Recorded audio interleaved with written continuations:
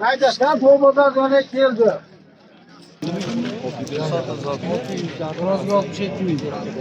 Taroziga 62,5dan 5 kitga hozir taroziga ketyapti.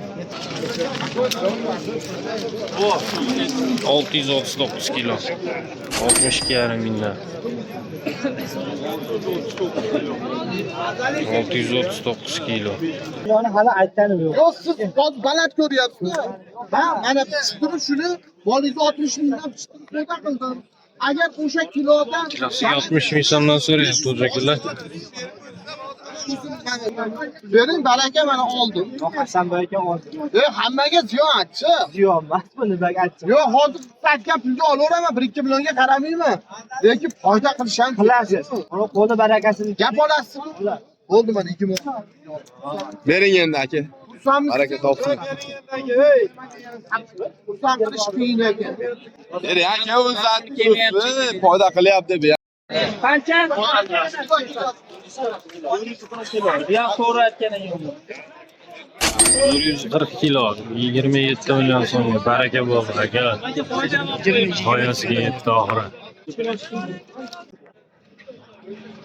Kuzatib turamiz akalar, 59,5 ming so'mdan taroziga. Kitkasi yo'q, 5 kitka. 631 kilo. Harakasini bilsin, sotganga ham, olganga ham. 59,5 ming so'mdan. Ukalar, ekranda o'rtasiga layklardan ayamay bosib turamiz. Joninglar sog' bo'lsin. Andijon viloyati Shahrixon tumani Xonlanbek mol bozoridan akalar. Nech bilan bo'ldi aka? 30 million so'm. Turishiga baholandi. 30 million.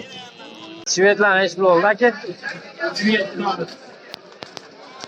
17 milliondan ikkita bir xil shvedimiz. Aka kilo ko'rib qo'yamiz. Aka nech bo'libdi?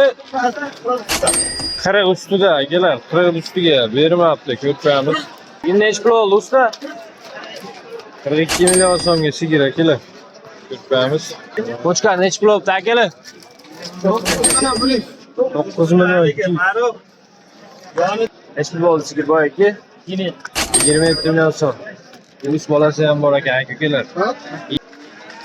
21,5 million so'mga baraka bo'ldi. Xunajin qisir akalar.